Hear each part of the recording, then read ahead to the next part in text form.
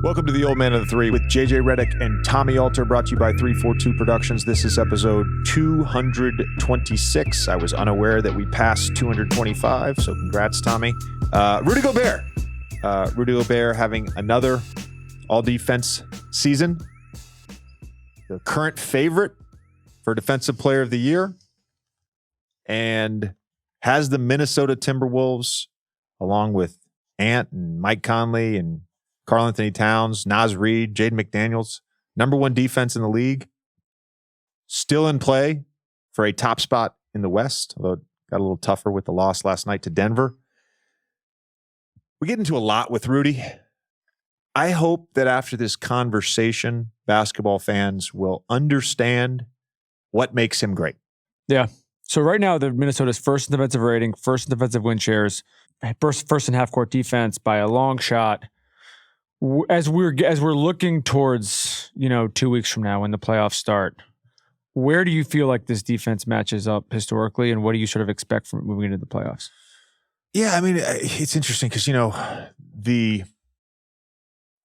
some of the greatest defenses in the modern era, since we've had this play-by-play tracking, and anybody can go find this on NBA.com going back to 96, 97.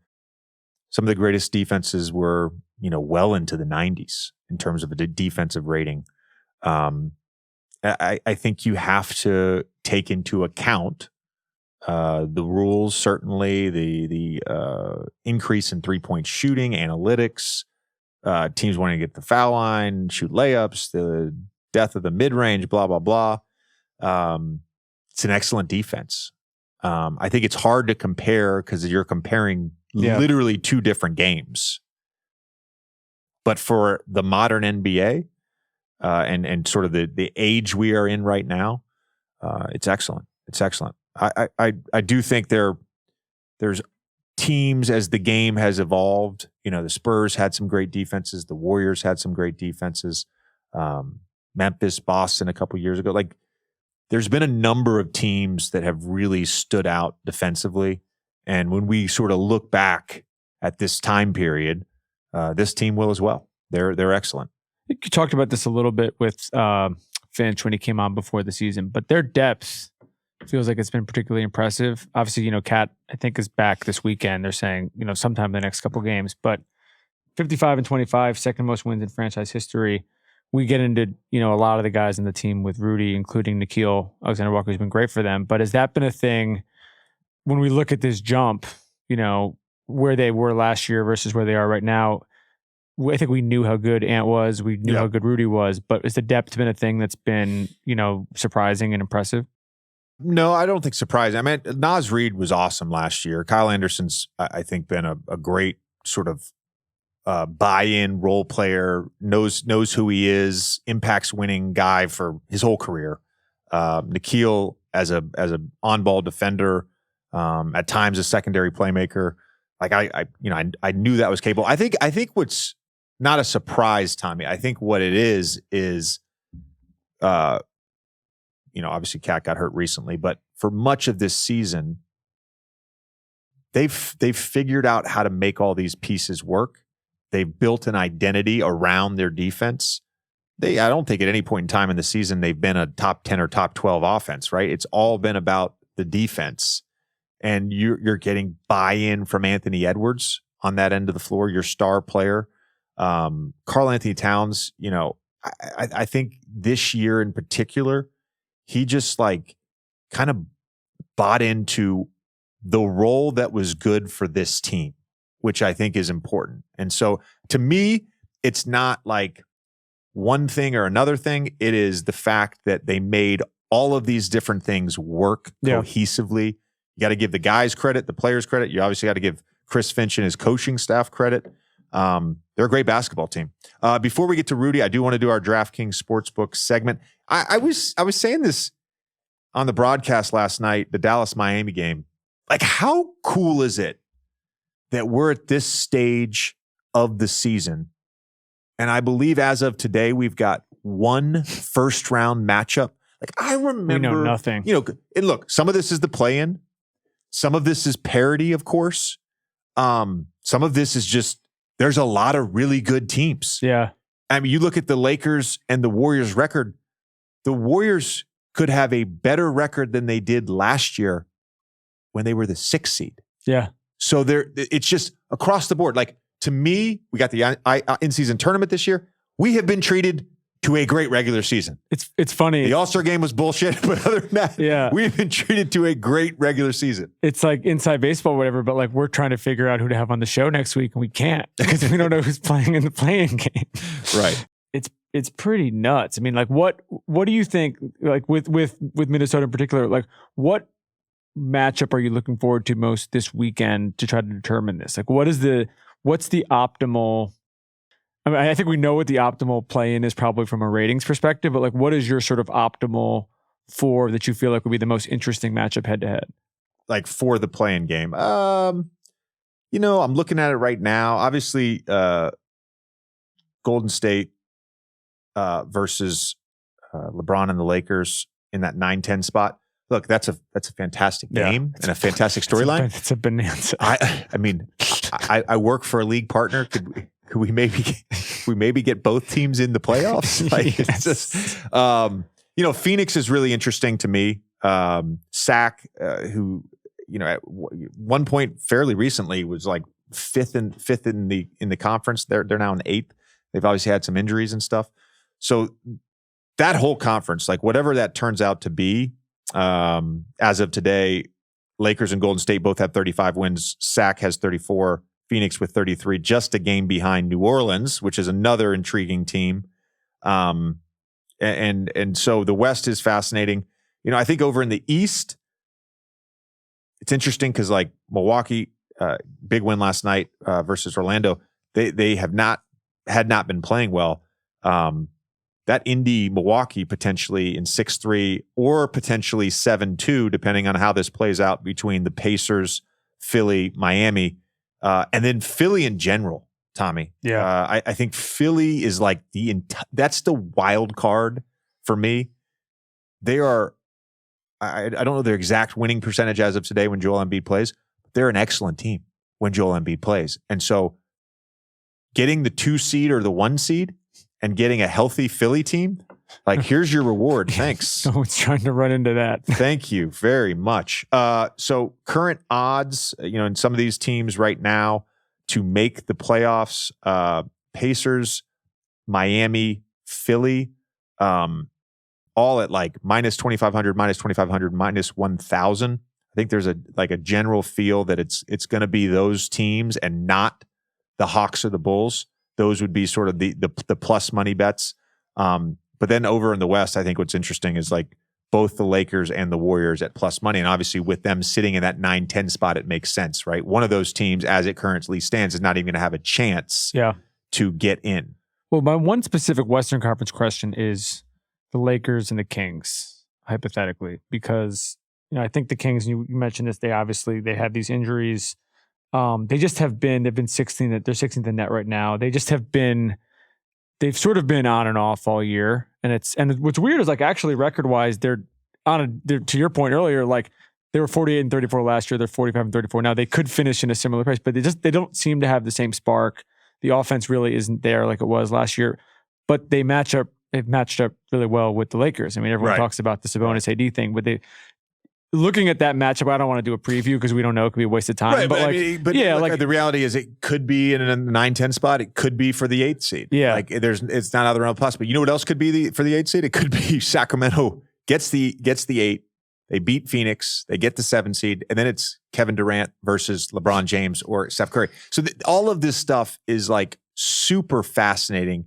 But I just, I want to go back to the point that as a basketball fan, there have been, whether it's been the emergence of OKC as a contender, their young core, Luka's play here, the Dallas Mavericks in general over the last 18 games, but Luka's play all season. And all of a sudden now we're 2 games to go. And it's like, yeah, it's Luka or Jokic for MVP. Like we ended up here with 2 games to go. It's Luka or Jokic for MVP. Fascinating stuff. The Boston, by the way, taking the regular season as serious, more serious probably than any team in the NBA. Denver, returning champs, taking the regular season seriously, particularly post All-Star break. A number of historic seasons. Wembanyama. We get into like that. as a we get into with Rudy. Like Minnesota's story is so freaking good. Yeah, it's so freaking good. Zion looking like the Zion we all imagined, right? Tyrese, both Tyrese's in the East becoming these all NBA level players. Jalen Brunson having an NBA MVP type season. Like, holy crap, have we had an incredible regular season? Yeah. It's been awesome. Unpredictable. And we get this weekend. Yeah. And then we get next week. And then the playoffs start. Like, we still have so much left to go. As you can tell, I'm kind of excited about it. And you'll be there for play-in. We don't know which one yet. I don't know which one yet, but I'll have a play-in game Wednesday, a play-in game Friday, and then round one, don't know where yet, next Sunday. This has been our DraftKings Sportsbook segment. The NBA season is in full swing, and when I can't get enough of the action on the court, I spice things up betting on DraftKings Sportsbook, an official sports betting partner of the NBA. Download the DraftKings Sportsbook app and use code JJ. New customers can bet $5 to get $150 instantly in bonus bets only at DraftKings Sportsbook with code JJ. The crown is yours. Gambling problem? Call 1-800-GAMBLER, or in West Virginia, visit www.1800gambler.net.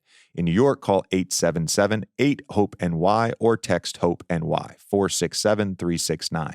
In Connecticut, help is available for problem gambling. Call 888-789-7777 or visit ccpg.org. Please play responsibly. On behalf of Boot Hill Casino and Resort in Kansas, 21 plus, age varies by jurisdiction, void in Ontario. Bonus bets expire 168 hours after issuance. See dkng.com/bball for eligibility and deposit restrictions, terms, and responsible gaming resources. Let's get to our conversation with Rudy Gobert. You and I had one scuffle on the court. Do you remember it? You probably don't. Do you remember it? I was with the Clippers. I don't remember it. Oh. What happened? I was setting a screen on you. I think it was the screen to like a pick and roll or something. I must have been screening for DJ to go set a screen on Chris Paul, like a high pick and roll. And you guys, and by you guys, I mean Biggs, you guys don't know how to navigate screens. And I just held the screen and you tried to go through me and then you elbowed me in the throat. Damn. Sorry. Happens a lot. No, I know it does. Thank you for joining us, man. We really appreciate it. I know we've been trying to get this done for a while. Thanks for having me. Yeah, of course.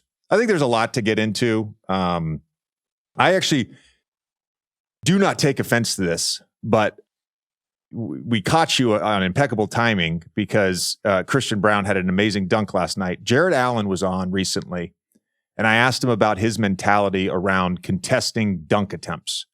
And he had this great answer where he said, you're going to be on a highlight either way. You might as well try to make it your own highlight. For you, and so much is required of you on the defensive end, but for you on those specific plays, what is your mentality around contesting dunk attempts? I think I agree with Jared. I think, as bigs, especially as bigs that, have the responsibility of protecting the paint, we have a lot of very athletic guys that come at us every night, and we have to learn how to navigate those things. My mindset is that I gotta make sure that the opposing team get the toughest shot possible. So if there is somebody that's coming at me full speed and my guy or someone else is wide open behind me under the basket, what a lot of guys would do is that they would just run up early to avoid the dunk, but they would probably give up the lob or give up the drop-off. My mindset has always been to kind of play two and then see what the guy with the ball decides to do, depending on who it is, depending on his strength, his skill level. If it's a guy that's really good shooting pull-ups, obviously, I'm probably going to have to run up and meet him a little earlier. If it's a guy that not a great finisher, but that's very athletic. Same, I'm probably going to have to be ready to take off and be up at the point of this, be vertical and try to make a play on the ball. So it's, there's always these variables, and I think the greatest defenders are able to, not avoid everything because that's impossible, but over the course of a game, over the course of a season, being able to play the percentages and being able to have that aura when you can, really impact the decision making of whoever has the ball. And yesterday on one of those when, I saw the power forward that's super athletic running behind me, and it was a 2-on-1 situation, and I really didn't want to give up the lob, so I tried to take away that early lob, then meet Brown at the rim, but it didn't end well. He took up pretty fast, and it got me. And it's not the first time; it's not going to be the last. But I did what I was supposed to do. I think what's interesting there that you alluded to is this idea that you have to be in two places at once. And I when I think of sort of the modern 5-man in drop coverage, that's essentially the job requirement. Do you think that's accurate? Definitely. I think everyone's different. I think it's also a very tough place to be. That's why not a lot of guys can do it in this thing, in this world, do it consistently. But yeah, when you're in the drop, you gotta be aware of that. Some guys are really good, really, really good at blocking shots. And over the course of my career, I really realized that I could block more shots, but the most important thing for me is to get a stop. So if I'm going to try to block 5 more shots, but I'm going to give up 3 more offensive rebounds to my guy, I'm going to foul also like more. It's not going to help my team. So I got to find a balance between blocking shots and protecting the paint, because that's what puts the fear into the players' minds. But also playing too, faking, sometimes acting like I'm going to block the shot, and then see the guy scared and try to pass and then turn it over, or see the guy scared and try to, take a tough shot, and then being able to go and get that rebound. And I remember Dennis Lindsay used to always tell me, he was the GM in Utah and he's now working with the Mavs. He used to tell me that he was with the Spurs when Tim Duncan was with the Spurs, and he used to always tell me that Tim Duncan was the best at contesting the shot and being able to get the rebound. And he used to tell me that I was the best he had seen since Tim Duncan doing that. And I really realized that makes sense, because blocking the shot is blocking the shot, but being able to contest, block the shot, and get the rebound, I think that's next level. And when we look at defensive impact, sometimes we forget that aspect. We forget about the rebound. We forget about the dissuasion. We forget about all these other things that really make your team better defensively, but that are hard to measure. That you can't really have stats that measure that. So it's it takes knowledge, it takes understanding to really get to see that. How is the skill set and the size of your teammates in this current group changed your philosophy? A lot, especially. I mean, you guys know my history, right? I was, I was in Utah for a long time, and I think almost every year we had a top 5 defense. But it was times when obviously we really put the emphasis on putting shooting around me.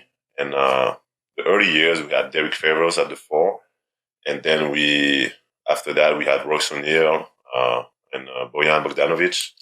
So we kind of like decided to play 4 out and just have me inside, and that was tremendous for us offensively. But defensively, obviously, it was putting more pressure on me, and all of the times when I had to get outside the paint to contest, or kind of like almost like trust my teammates more, being there on the drive, being there helping me as a low man when we were guarding 5 shooters. It was always tough because we didn't have the size that we have now, and being able to join this Minnesota team and have guys that have like, a lot of length, like have guys like Ant, like Jaden that are able to, when I get out there and I contest a shot, and knowing that they're going to be able to get that tough rebound, and Cat, like the size, be able to have my back also. I think that allowed me to learn how to trust them even more. And it's not that I didn't trust the guys before, not at all. It's just that it's a different mindset that our defense was built that way. And now in Minneapolis, in Mini, it allows us to be more versatile defensively. And I've got better at guarding on the switches every year. I've got better, getting more comfortable guarding all those situations. But obviously having the length and having the personnel to give the other team different looks, and and put a lot of pressure on the other guys. It's been, I think, it's been a reason why also we've had so much success. Rudy, when you were talking about the rim protection piece and impacting the decision making of the ball handler, the player with the ball, when you're in those 2-on-1 situations, that is a form of defensive IQ. How has your defensive IQ evolved, and what is the mindset now versus earlier in your career when you do switch out onto a perimeter player? And you're kind of, I know that there's a difference, and you touched on this already, between the Utah personnel and the Minnesota personnel, but I'm talking specifically about the one-on-one coverage when you do switch on a perimeter player. How has that defensive IQ evolved in those settings? I think I've always, since I got in the league, I've always had a lot of pride in guarding the ball and guarding whoever is trying to go at me, especially one-on-one. But I do think that over the years, and also as I've watched the NBA evolve a lot, from 10 years ago until now. 10 years ago, there was maybe 2-3 shooting bigs in the league. Now almost every team has a shooting big, has a five that can spread the floor and shoot. So I've learned how to, get comfortable guarding different situations. And I want to win so much, and I want to, I have that so much drive that I've always pushed myself to get comfortable in these situations, even when it wasn't easy. To the point where, like, now, I feel like I'm in a stage of my career when I'm comfortable guarding any situation and guarding anyone. And I'm also in a place when I think it's good for our team when I get switched on anyone and he tries to go at me, tries to attack me one-on-one. I think the numbers show it this year. I think they were telling me that I was, one of the best ISO defenders this year. So, hey man, congrats on that.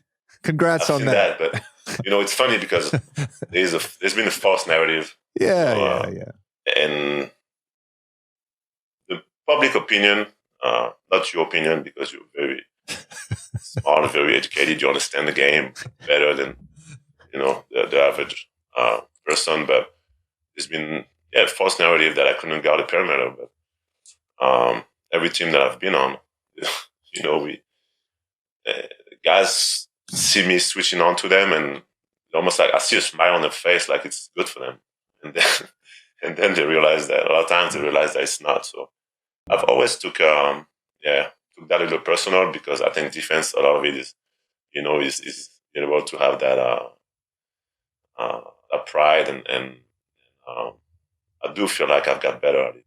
I do feel like this year is the best I've ever been, and it's because I've been challenged so much, and because I know that this is a very important thing for me to be able to do, for my team to be able to be where I want to take my team. So it's fun. I just enjoy, being put in different kind of situations. The NBA season is in full swing, and when I can't get enough of the action on the court, I spice things up betting on DraftKings Sportsbook, an official sports betting partner of the NBA. Right now, new customers bet $5 and get $150 instantly in bonus bets. This final weekend of the NBA regular season matters. North Carolina listeners, don't forget DraftKings Sportsbook is now live in your state. Download the DraftKings Sportsbook app and use code JJ. New customers can bet $5 to get $150 instantly in bonus bets only at DraftKings Sportsbook with code JJ. The crown is yours. Gambling problem? Call 1-800-GAMBLER or in West Virginia, visit www.1800gambler.net. In New York, call 877-8-HOPE-NY or text HOPE-NY 467-369. In Connecticut, help is available for problem gambling. Call 888-789-7777 or visit ccpg.org. Please play responsibly. On behalf of Boot Hill Casino and Resort in Kansas, 21 plus, age varies by jurisdiction, void in Ontario. Bonus bets expire 168 hours after issuance. See dkng.com/bball for eligibility and deposit restrictions, terms, and responsible gaming resources. If you're looking for well-crafted clothes and laid-back vibes, then you need to check out the Movement collection from Faherty. The playoffs are coming up, which means I need to look sharp at games, so I've got the Movement dress shirt ready to rock. This thing looks really great, but it's the comfort that does it for me. It's extremely soft and breathable. Plus, it has a longer length so you can tuck it in, and a true spread collar so you can wear it with a tie. I just love it. Faherty is backed by their guarantee of quality, which means they 100% stand behind everything they make. And this season, they're reintroducing the Movement sweaters, which are your ultimate layering sweaters, versatile, lightweight, and they have Cool Max tech to keep you cool and comfortable all day. For listeners of the show, Faherty brand is offering 20% off your first order when you enter the promo code OM3 at checkout. Go to fahertybrand.com/JJ and check them out. That's FAHERTY.com/JJ for 20% off your first order with code OM3. There's a couple different components, I think, for you in space, or Anthony Davis in space, or Joel Embiid in space. There's the component that you're talking about, which is you having to guard one-on-one in space, right? And that's, look, for any big, I think that's a challenge when you get switched on the perimeter player. The other component is that you're not next to the basket. Like if you think, I'll give you examples of this. So like you think back to the Warriors-Lakers series last year in the playoffs. And the Warriors ran the most high pick and rolls that they had run at any point in time in Steve Kerr and Steph Curry's era because they wanted to get Anthony Davis away from the basket. Why? Because Anthony Davis is a top 10 rim protector. Everyone else on their team doesn't protect the rim. We need to get him away from the basket. I remember playing you guys with when I was on the Mavs. I was not playing. I was in street clothes. But, you know, you guys matched up because of Kristaps pick and pop stuff. Obviously, that's a problem against drop coverage. So you would match up with Dorian Finney-Smith, right? And like Rick Carlisle's mindset is, okay, great. So let's involve Dorian Finney-Smith in actions and try to get Rudy away from the basket, right? Like that's the whole thing with this. And another component of this entire philosophy around elite big men defenders is the cross matching. And you guys did it last night. A bunch of teams, Lakers last year in the Western Conference Finals, Philly, teams do it against Philly with Joel Embiid. Can you explain, because I think people get caught up in these matchups, right? Oh, you know, so-and-so's not guarding, so Jokic and Embiid aren't guarding each other. But there is a philosophy and there is a reason for that. Can you explain, and you can use last night, for example, a very specific example, but can you explain the philosophy of the cross-matching where you are not guarding your position against a player like Joel or Jokic? So I love that you get into this because I really wanted to.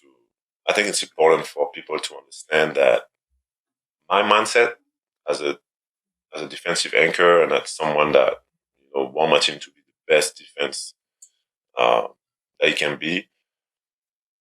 We get caught up in these matchups, and they are great. It's very exciting for the fans, for people to see Joel versus Rudy and Jokic versus Rudy. But basketball is a team game, and it's important to understand that. It's important for me to, like, when I come into the game, I'm not thinking that I want my man to score 0 points.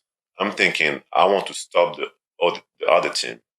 I want to limit the other team. If my man, not that I want that, but if my man score 30 points and the other team score under 90 points, that's best defense in the league by far. So I take that every night, and I know that, guys are so talented in today. I mean, the level of talent has never been so high, and, and you know that it's became harder and harder to guard in this league.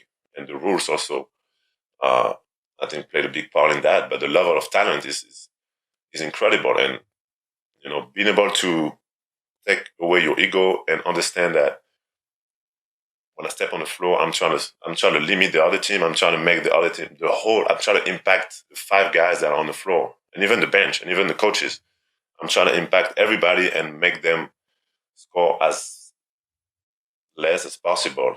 And if that means that I gotta sometimes help a little more, I gotta leave my man a little more, but I'm gonna completely shut down some of the other guys and completely shut down the paint and completely take away the people's rhythm. That's my goal. And I know that everyone wants to see the one-on-one matchup, and there's always going to be one-on-one matchup. I'm always going to, even if I don't start on Jokic, I'm always going to guard him a lot of times in the game. Same with Joel. But we got to do what we think is best for the team and what we think is best to limit the other team. And once again, even when I'm not starting on Jokic, at the end of the day, I'm guarding Jokic because I know that my job is to help whoever's guarding Jokic. My job is to, be there for him. And it's just that we do it differently. We do it so that I'm not the initial defender. Or sometimes it's almost like a zone at times. I'm guarding the zone, and if I do a great job guarding this zone, usually the other team is gonna struggle. JJ mentions connectivity a lot on the show in terms of just things that make, defenses great. Has there been anything you've noticed with your different groups, both in Utah and Minnesota, but then also even with opponents that you've faced that have had, really good defensive principles? Are there any themes that you sort of see that they all have in common? I think communication is very important. I think as someone that I want to have my team play defense, I want to challenge everyone every single day. I think that's where it starts. I think it starts with accountability, being able to understand our strength, understand what we're trying to do, have our pillars, define the things that we have to do regardless of if it snows, it rains, those things, we have to do them every minute. We have to do them every night. And obviously, every team is different. Every team has different strengths. When we sit down in training camp, we say, this is who we want to be. This is what we want to do. And we're going to stick to that. And then obviously we adapt. There's always little twitches that you make, but you build your team around an identity and you have to stick to that. So that's important. And then once you have that,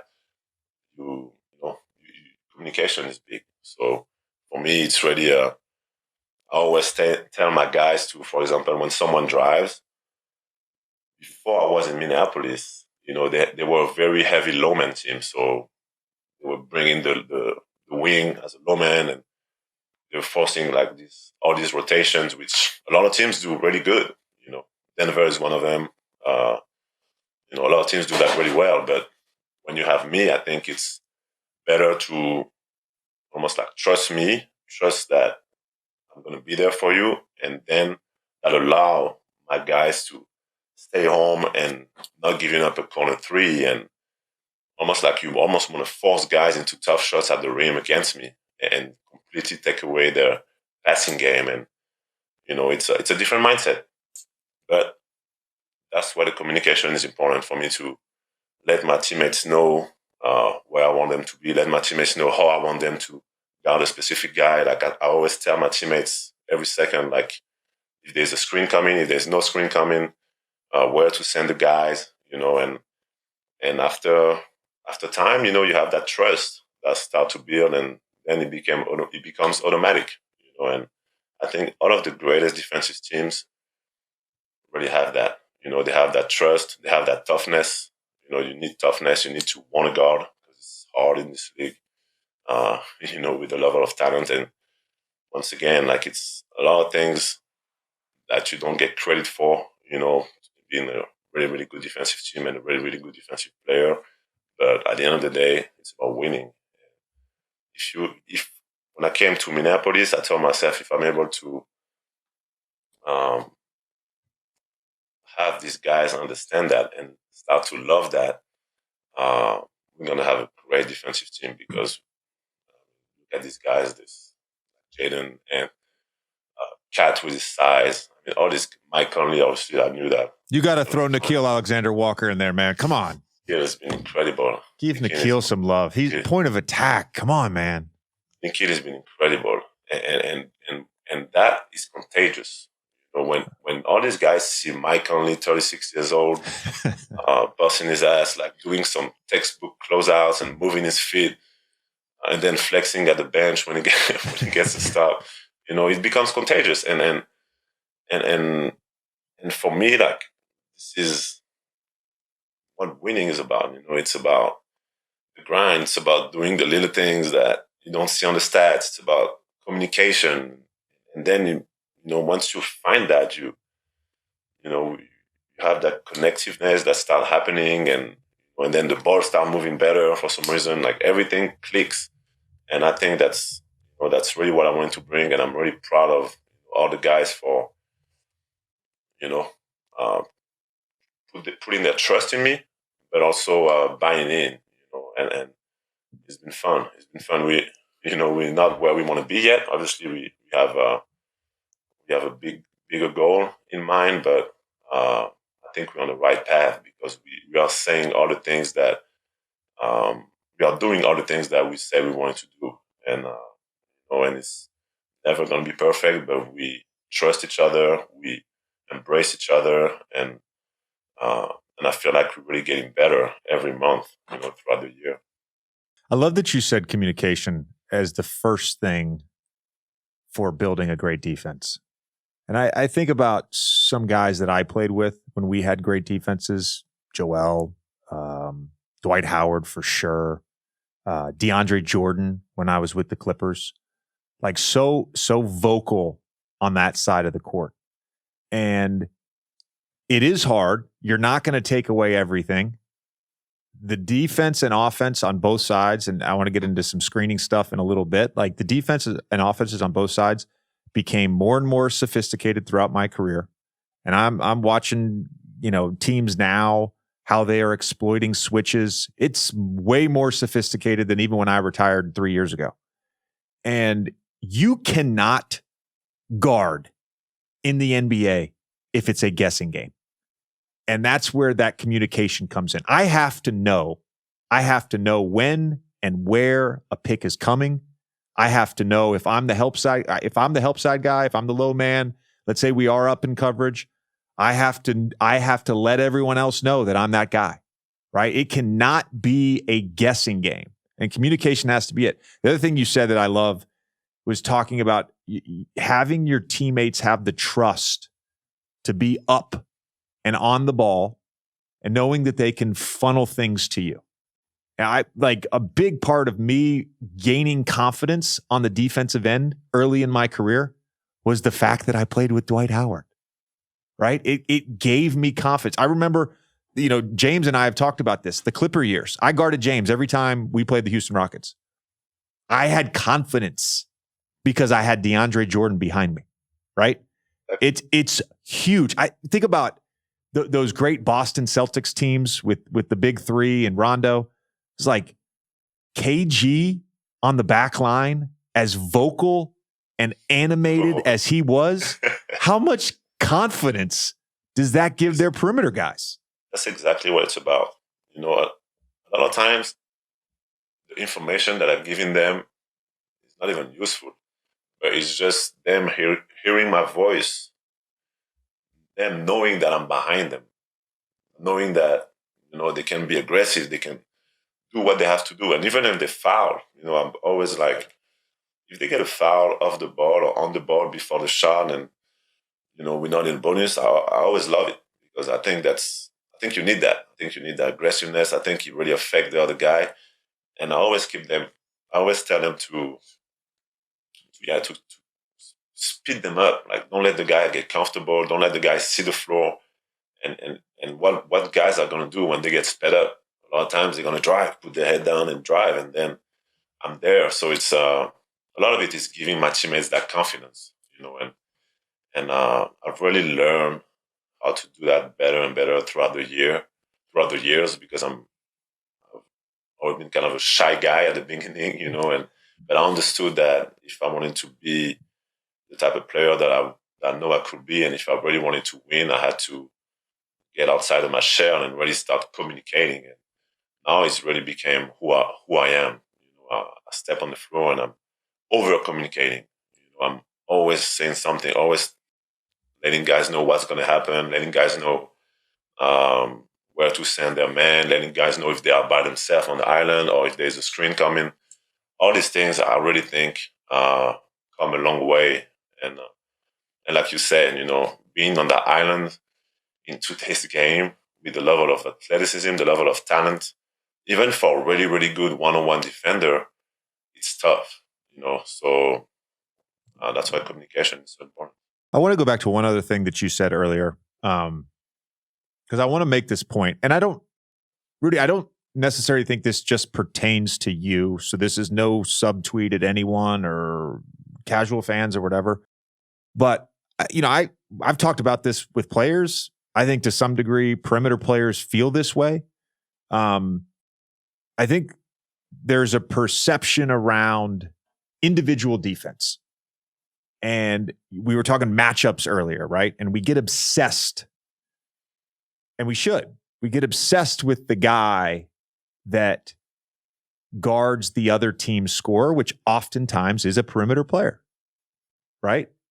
And I think that perception of like the one-on-one matchup, I think in some ways it devalues what a Jared Allen does.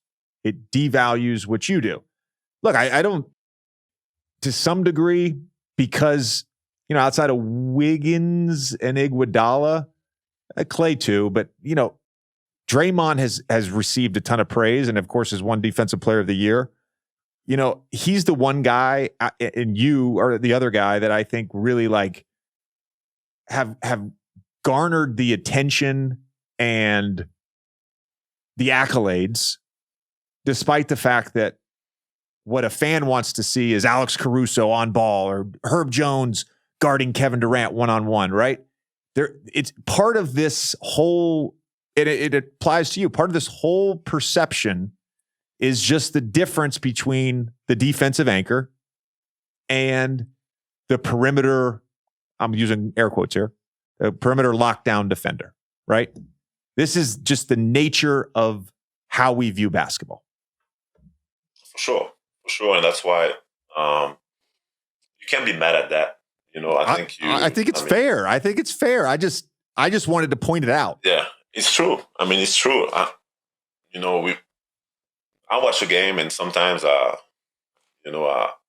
watch a game I put my fan hat and I just watch the game and I want to see that matchup. I want to see that, that one-on-one matchup. I'm not mad at the fans for that, but it's important for people to understand that, the way I see it is like a really good defender will impact one player, but a great defender will impact the whole other team.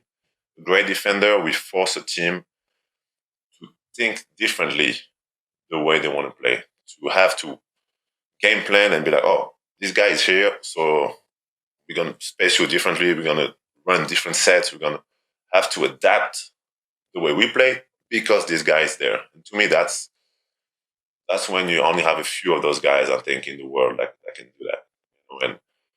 And I always say that too, great defense is not always, it can be boring. When I look at some of my best defensive stretches or my best defensive possessions, there's not even a block. There's not even a steal. There's not even, sometimes nothing much happen. You just completely shut off the offense and they don't even get a shot off, or they take a bad shot, or they throw it out of bounds. And you don't get any highlights, you don't get any of that. But I mean, that's the beauty of it. That's the beauty of great defense. It's just doing the on the ground work, and doing other things consistently and doing it religiously every minute, every night, and eventually, then you get the success, and then you get the winning, and then a lot of times people still won't understand. They're trying to find a reason why you're winning, but a big part of it is because you're consistent in what you do, and it's never going to be as flashy as as a crazy block, and I love those too, but yeah. But that's the way it is, and that's why winning to me is always such a defining factor, because when you win, you must be doing something right. Yeah, I'll give you. I know exactly what you're talking about. I know, like there. Let's just. I'll run through a possession here. Skip pass to the corner. Let's say it's Mike Conley on the closeout. You get an early flood. Conley does a good job on the closeout. Guy doesn't want to take the midi. You're right there. He swings it back up top. Your man runs up to a pick and roll. You communicate the angle, the coverage, right? Which way to force him. Ant gets him going downhill, chases over.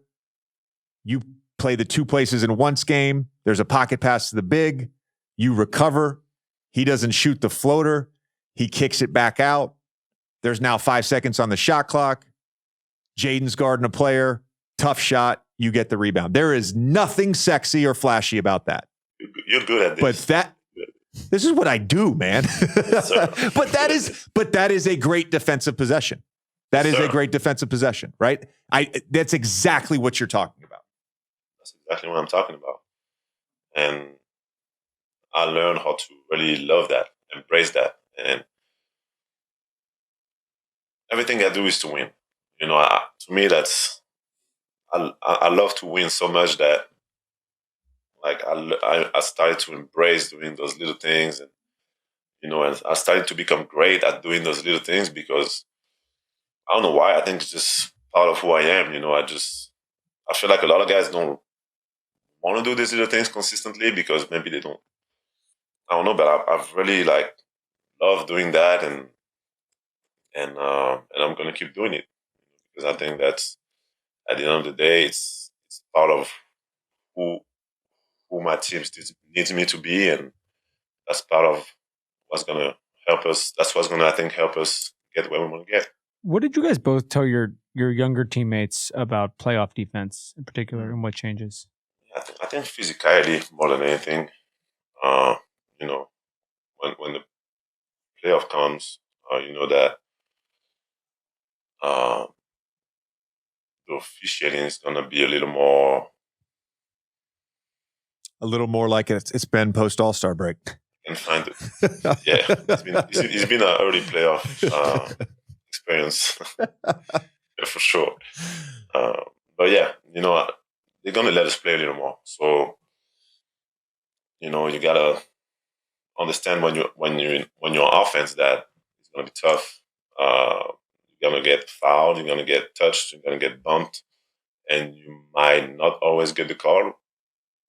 But defensively, same. So you almost have to take advantage of that, and once again, you got to do those things repeatedly, and you got to do it all the time. If you just try to turn it on and start to get physical, the official is not going to understand. They're going to call foul right away. So, yeah, just physicality, and when everything kind of slows down a little more in the playoffs. But we had that playoff experience last year, so I'm really happy that we got to do that. We got to play against a really, really good team that ended up winning the championship in the Nuggets last year. And I'm really proud. I'm really happy that guys got to get a taste of playoff basketball. I think when we get it started this year, I think having guys leave that experience last year is going to come down being huge for us. Tommy, I think the physicality thing is obviously huge. The thing I had to learn as a young player, playing for Stan Van Gundy and playing in high pressure situations early in my career, conference finals, NBA finals, all that stuff, is the playoffs, the value of a possession, a stop, a score, a turnover, whatever. It's just more. And so the big thing for me, I had to learn, and then I, communicated this as I got older, was like, you can't fuck up a game plan thing in the playoffs. Like, this isn't the regular season where we're playing 3 or 4 games against 3 or 4 different teams, and you literally wake up in a visiting city, and you get back from shoot around, you pop in the elevator, and you're like, what floor am I on? Like, there's no room for forgetting game plan shit in the playoffs. I think that's the biggest thing. Like, you lose a 5-point game, and as a coach, if I go watch film, or as a player, and I go watch film and we fucked up 10 game plan things, it's inexcusable. That's inexcusable. That's exactly what it is. Yeah, Rudy, I have a question, because you've been at the top of the NBA, or near the top of the NBA, in terms of screen assist ever since we started tracking this stuff. You're second this year. I want to know, and I talk to Quinn all the time, but I never talk to him about this. I want to know how much Quinn Snyder helped in your development as a screener, beyond just the desire to set good screens, because it's more complicated than that. How much did Quinn help you become such a great screener? He helped a lot. I think you should ask him about it. He's going to talk to you about this for hours. Yeah, because he's a sick fuck. He's a sicko. He's a little bit, but I'm really grateful for him, and for all his knowledge. And by the way, like, it's the first coach, it's the first NBA coach that really gave me an opportunity and that believed in me, that made me go from. I'm drifting from the question, but it's important for me to point out. He allowed me to go from being from in a G League to coming off the bench, and then decided to make me a starter halfway through the year, and after that, I never looked back. After that, I was able to impose myself and be standing where I am today. So I'm really grateful for Quinn. Been through a lot, but it's a lot of amazing memories. Quinn is a really, really great competitor and really great leader. So just wanted to say that. And for the screen assist, I remember my second year in the league, which was Quinn's first year. He told me, like, I think you should really start watching your screens, because if you're able to become a great screener, our team's going to take another level. And I was 22 years old, so at the time I was like, yeah, I'm going to try, but. I was listening, and we were watching film, and he was taught me how to flip a screen and how to do all these things, and how to pin downs and all of that, and I started to love it. I started to embrace it, and when I screen and like my teammate gets a shot and makes it, it's like I make the shot, and I already started to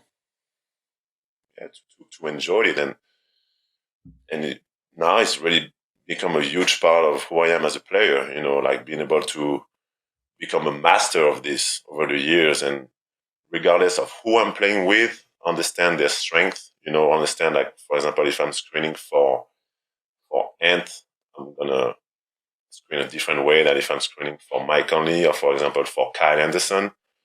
I don't want to give all my secrets right now. We have playoffs coming up, but you know what? I'll give you. Can I just interject here real quick, because I'll give away a past secret. So I'm not stealing any of your sauce for the playoffs this year. So you and Joe in pick and roll, what you guys did when Joe could get to his left hand, you would run up and set the pick and roll. As soon as the defender's legs, feet, whatever shifted, and Joe could get to that left hand, you were out of there.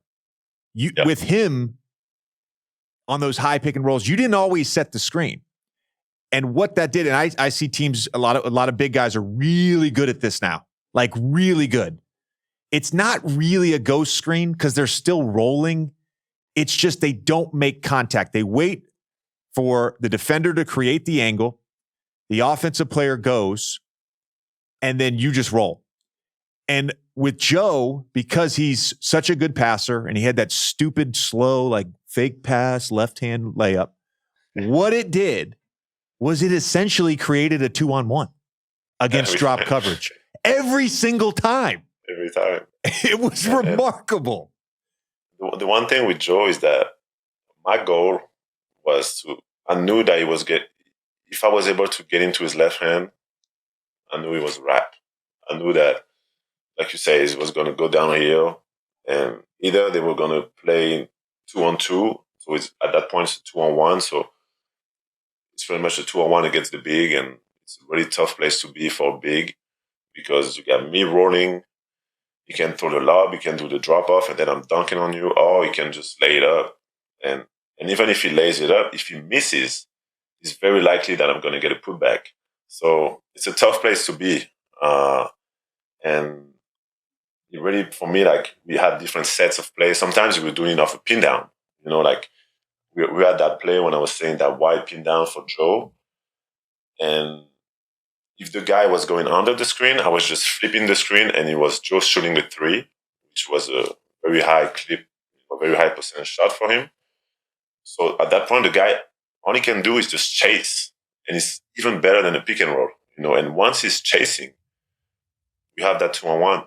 It's a single side, there's no tag on the other side, and we have that 2-on-1. And then the only thing they can do is bring somebody else from the wing. And then Joe was smart enough to kick it out, and we had 3 other shooters on the side, so it was really tough to guard. And yeah, you over the years, like I played with a lot of great ball handlers, and I always found a way to try to make them better.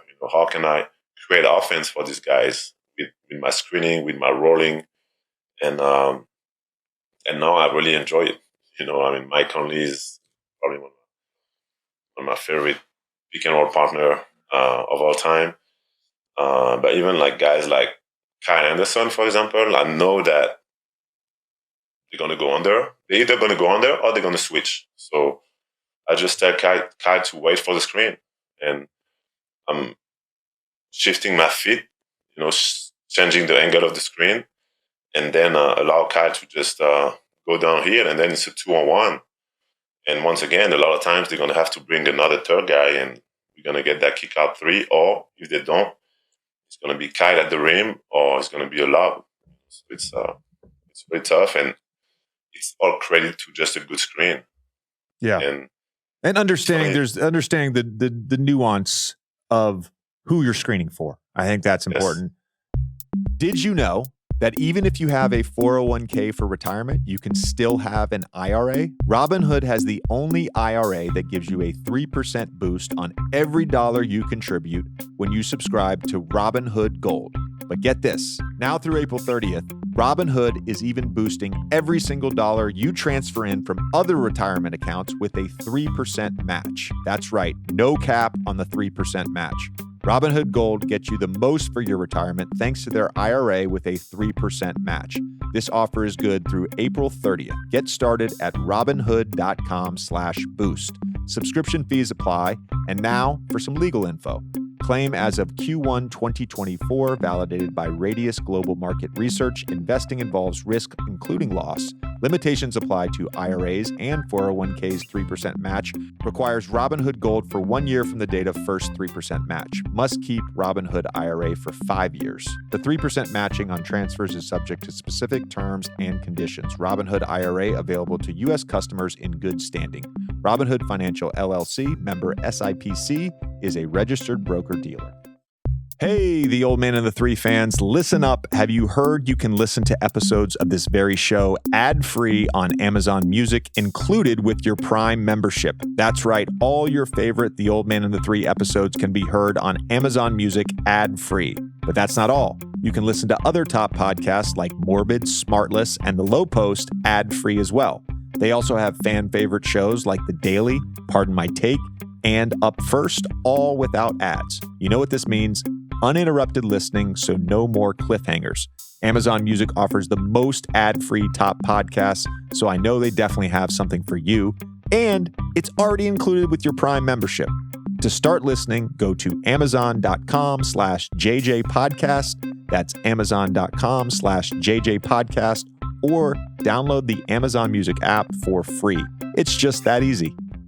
A big thank you to our sponsor, SoFi, the official bank of the NBA. You're going to see SoFi a lot this month as we gear up for the SoFi Play-In Tournament. SoFi is helping fans get their money right with no account fees, one of the best APYs in the league, and up to a 2-day early paycheck. When you sign up for SoFi Checking and Savings, you can score up to a $300 welcome bonus when you sign up with direct deposit. Visit SoFi.com/banking for full details. Plus, you'll automatically be entered into the SoFi Zero giveaway, where SoFi is dropping zeros into SoFi members' bank accounts throughout the playoffs with a new $10,000 winner every week. Yes, you heard me right. $10,000 winner every week. Just click the link in the description or scan the QR code on screen to enter for a chance to win.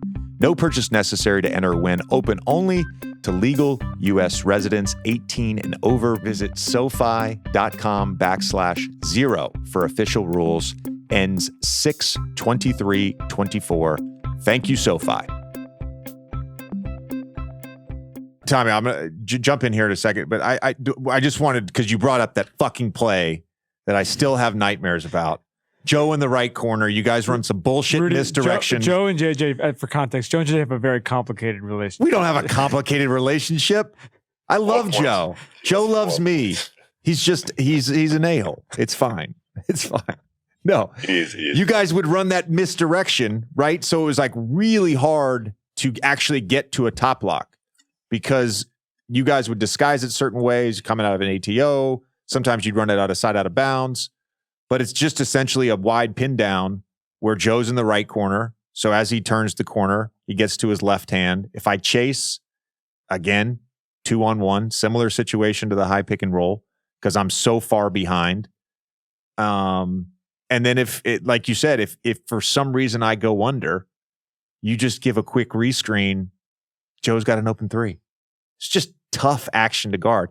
If you guys didn't disguise it and misdirect it, yeah, maybe I get into a top lock and blow the whole play up, but you guys just hit it well. You hit it well. We had that was Quinn. That was part of Quinn. Genius. Find ways to get us where we need to get. By disguising those type of actions.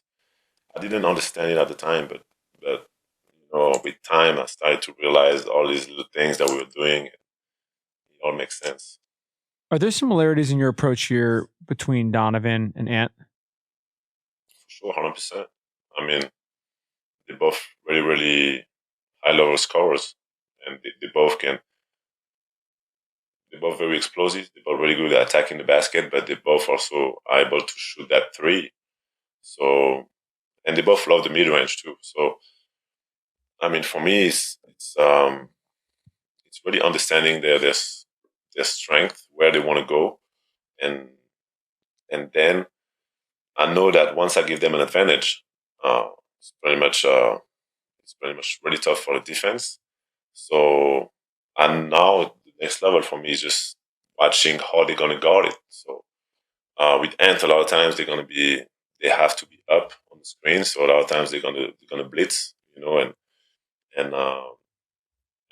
then it's on Ant to trust me in the pocket, and at that point it's a 4-on-3, so it becomes easier. But yeah, it's a science, But those guys are so talented that I just gotta pretty much give them one little advantage, and they're gonna take advantage of it. Yeah. I want to get to the draft here in a second. I do have one last question for you before we get to our draft, which is about Wemby. And look, he, as someone who lived in the NBA for 15 years, I was in high school at the same time as LeBron. I'm a Duke guy. I saw Zion. And then I covered the draft last year, right? So LeBron, Zion, and Wemby, for me in my sort of NBA lifetime, those were the guys that were just very hyped. Wemby, there was all these question marks about the durability or the strength, all of these things. Has he been in some ways better than expected? you know him. Like, in some ways, he's more ridiculous as a rookie than I thought. He's ridiculous. So like you said, there's always been public opinion. There's always been question marks. Not anymore, but early on, there was a lot of question marks. Obviously, it's something that we've never seen before in the basketball world. Me personally, I know the kid. I've known him since he was 14 years old. So I had no question mark. I know his mindset, and knowing his mindset and his heart and his family, and he has greatness in him, and not because he's 7'5", because he can do the things he can do, but because of his heart and who he is, his mindset, his soul. I've seen that in him from day one. The way he talks, the way his passion, his dedication. I knew that he was going to be special, but I didn't expect him to be doing the things that he's been doing so early. It's been one thing. I see his dedication, I see his work ethic, I see, his mindset, and I know that he's going to do some things that have never been done before in the history of our sports. He's going to completely change the game, and I'm so proud of him. I'm there for him, and I've always tried to be the best mentor I can be for him, not just on the floor, but also as a person, because I think that's what it comes down to. But he's way ahead of where I thought he would be in year one. And he got better every month. You could see early in the season he was physically like he had to adapt to the physicality of the NBA game, and also the scheduling, the traveling, the games. Obviously, I think the Spurs did an amazing job of protecting him, keeping him on limitation early on, and gradually, raise his minutes. But the level of comfort that he has now, the level of understanding of the game that he shows now, I thought that was going to be there in year 2 or 3. Yeah. I've been so proud, so impressed with the things he's been doing, and it's exciting. I'm excited to see how far it's going to go. I have a question for you about this too. About yeah. Well, how will you game? Talk about Paris this summer, when you guys are playing together this summer. How do you game plan offensively against you two? Well, the other thing is in FIBA they're allowed to just sit in the paint. They're just allowed to. That's not a question for us. It's a question for somebody they're going to start thinking about pretty soon. Oh man, sure. Oh, but man. Yeah, that's exciting. That's exciting to think about. But just take away the size, the length, and all that. I just love the kid, and I want nothing but the best for him. He knows he realizes his potential, but he also realizes that it's only work and dedication that's going to get him where he wants to go and where he wants to be, and he's doing it. So it's I've never seen a 19-year-old with that kind of dedication before. Yeah, Rudy, I want to just say 2 things before the draft. Number 1, his rookie mixtape is going to go so hard in 10 years. It's going to go hard in a month or whatever when we, he's had so many ridiculous highlights. I've lost track. The Sham God in traffic the other day. I was like, Jesus, dude, what was that? And that might be the 7th best highlight in the last month. It's ridiculous. But your point about his mentality, Tommy and I, we talked to him on this show a couple days before the draft last June. And look, we talk to young players. I talk to young teammates. I went to college for 4 years. I played with lottery picks. I played against lottery picks. I've never met a 19-year-old that was wired that way at that age. he's incredible. He truly is. And I love that you say that. And I love that you differentiate between just the size and the skill, but what that guy has in his heart and in his mind. He's a special guy. He's a special player for sure. All right, let's get to our draft. All right, before we begin, we wanted to give a shout out to New Era, the official cap of the NBA, now the official headwear of Old Man the 3. You can support your favorite team by wearing the same caps that the players do or show off your personal style with exclusive drops. Tommy, as always, wearing the New Era cap. Shop headwear and apparel and get 10% off when you go to neweracap.com. Use code OLDMAN at checkout. That's 10% off your order using promo code OLDMAN. Some exclusions apply. Visit neweracap.com/OM3 if you want to see Tommy and my favorites.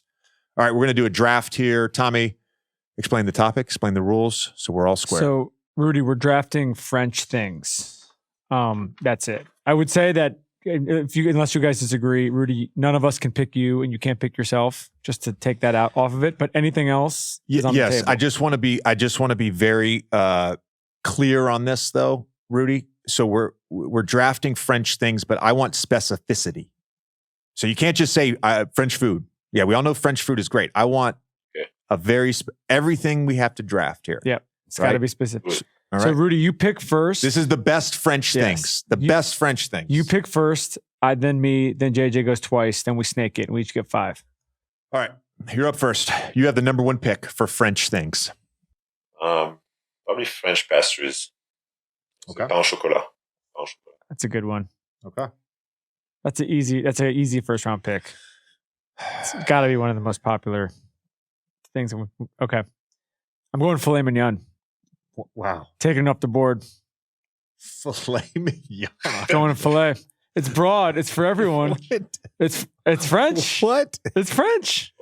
It's just beef tenderloin. I think a filet is everybody who doesn't like a filet. But it's just literally like 8 or 10 ounces of a beef tenderloin. It's one of the most popular. It probably is the most popular steak in the history of red meat. Filet mignon. That's an easy. When we get to the end of this draft, I'm gonna fight this. I'm gonna fight this one. Easy first round pick. Oh my God. I'm going broad. I'm going with the people like. Dude. Okay. I'm gonna go for my number 1 pick. I'm gonna go with champagne. For my number 2 pick, I'm gonna go with red burgundy. Champagne was on the list. Stole this one.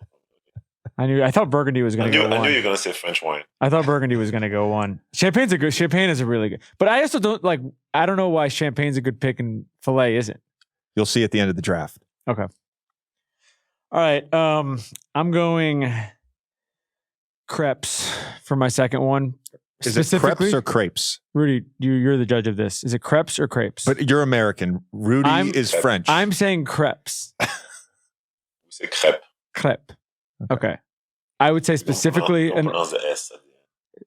I would say specifically a Nutella crepe. Fire. Nutella crepe will be my second pick. Fire. It's a better pick than your number 1 pick. I just had to have it. I had to have. I couldn't have someone else take it. All right, Rudy, you got 2. I would say French architecture. Okay. Like that. All right, you have one more before we snake back to Tommy. I think the fashion, the French fashion inspired the whole Do you have a specific brand? We need specifics. I'll probably say LVMH. Okay. It's a group, but they're really, really fine. That's world fashion. So It's actually a great. It's actually a great pick, Rudy, and you just screwed over one of my picks because they're the parent of Louis V. But it's one of the most valuable companies in the world at this point, right? Yes. Yeah. LVMH. Yeah. All right. Third pick. Might be early for this, but I'm going Mbappe. God. I just want another one. I just want to have best soccer player in the world. Oh, Jesus, dude. I can't believe this guy. That's actually a French treasure.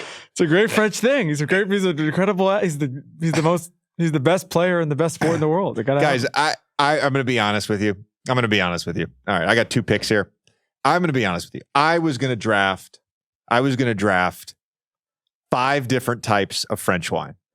Okay, I'm going to reroute my picks I wish here. you had done this because Rudy or I would have won. I'm going to reroute because you guys are so fucking all over the board right now that I actually, instead of throwing this draft in and just drafting French wine, I'm going to actually try to win this draft because it's the third round and no one has drafted the city of Paris. So I'm just going to take Paris off the board.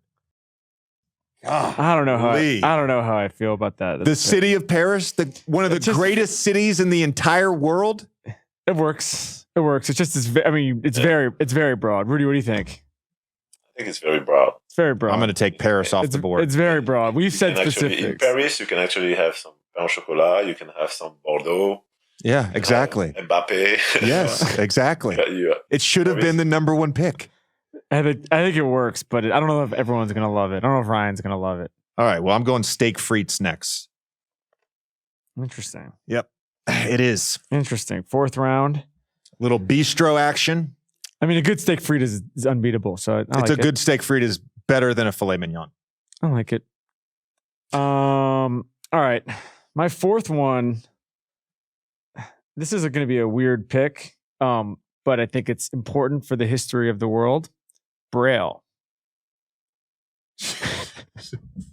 What the fuck is that? Invented in Paris. 1824. It's actually a great pick. 1824. Actually, it's a great pick.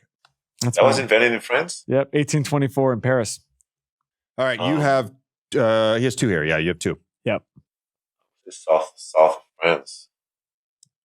That's a good one. That's a good one. Is there a specific place? I would go Nice, Saint-Tropez, southeast France. Okay. I like that. That works. If we're going to do Paris, then that's, I mean, that might beat Paris, to be honest with you. Okay. South of France might be better than Paris, but we'll see. I already got one more. So I say pain au chocolat. I'm going to say croissant. I say pain au chocolat. Those two should be lottery picks, for sure. Honestly, croissant is great value in the fifth round. It's a great pick. I think you step on yourself a little bit by having two, but I respect the fact that anyone who's a croissant person is going to give you this win. I'm going fifth. I can't believe this is still here. I'm just going the baguette. Are baguettes good though? Yeah, a French baguette. Rudy, back me up. Yeah, no. French baguette is the first, so simple but so good. First thing off the flight. That's what you got to get. A baguette. Just a baguette. Interesting. Not a big bread guy. Not a big bread guy. Your draft is great. You got City of Paris, Champagne, Red Bull. I have City of Paris. Bro, I got Paris in the third round. Holy shit. Oh, man. I want to draft Bouillabaisse here, but I'm not going to. I'm going to go with French onion soup. I was thinking about this. French onion soup. Rudy, what's your feeling of French onion soup? I think you will go undrafted. We all have our personal preferences. You know, not a pan chocolat guy. That's not. What's your favorite French restaurant in the U.S.? You know what's crazy? I would say my house. I don't really go to French restaurants, but I mean, I have a private chef that is French, so I think it counts as a French. Yeah, that's a French. Yeah, that's a restaurant. That's a French restaurant. This has been the New Era Draft. Rudy, can't thank you enough. Thank you for the time. Good luck the rest of the year, man.